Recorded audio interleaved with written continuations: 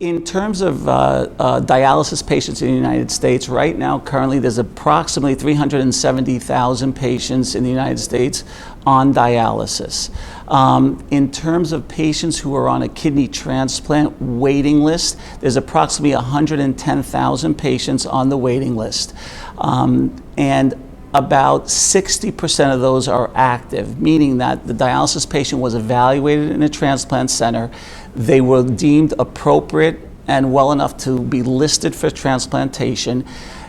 Sometimes comorbidities or illnesses such as pneumonia or infections or heart trouble will temporarily take them off the list.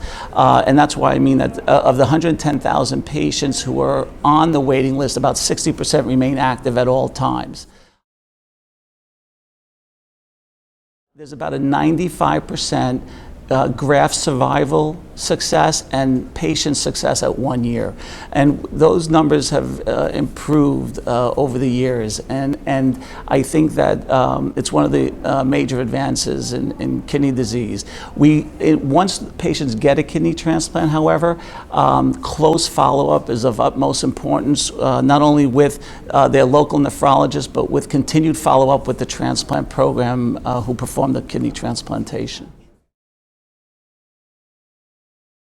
I think we in the dialysis community have been struggling with this for years. I think one of the areas where we probably need to improve upon is actually a positive, in that we need to promote kidney transplantation by showing the successes of kidney transplantation. If it was one area that I think that the dialysis community needs to work on more, is that we need to tell the entire community not only the importance of patients who are getting this life-saving therapy, but the potential advantages and the lifestyle benefits and that occur in every single patient that gets a kidney transplant.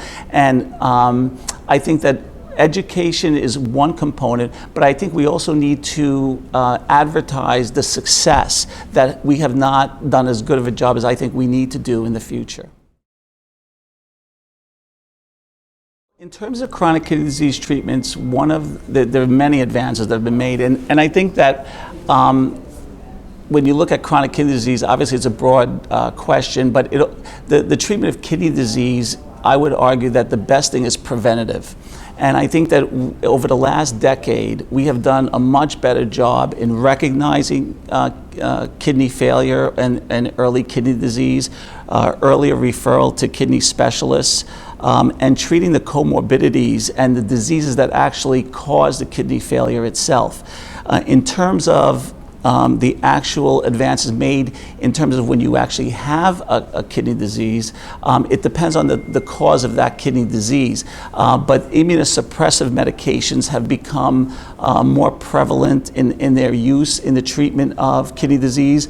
There have been many studies and more studies published in the last decade on the successes of different immunosuppressive agents on the benefits in certain kidney diseases in that it will prevent the progression of chronic kidney disease and with the prevention of eventually of end-stage kidney disease. So there are continued advances in our field in terms of the actual treatment of certain kidney diseases, but those are just a few of them. The nephrologists here at Hackensack University Medical Center are involved in a multidisciplinary approach to the care of kidney disease. We offer the full gamut of treatment of kidney disease treatments here at Hackensack. From the preventative aspects of kidney disease to the full treatment of dialysis possibilities, and we obviously now we do transplants, kidney transplants here at Hackensack University Medical Center, and we work collaboratively with all the subspecialists. We work collaboratively with the kidney transplant team. We identify patients even before they require dialysis and will present them to the transplant team so that we try to even have patients who have chronic kidney disease receive a kidney transplant even before they ever receive dialysis. And this has been shown to improve survival on this patient population group. So I'm honored to be part of such a distinguished group of physicians here at Hackensack University Medical Center in our ability to care for these patients.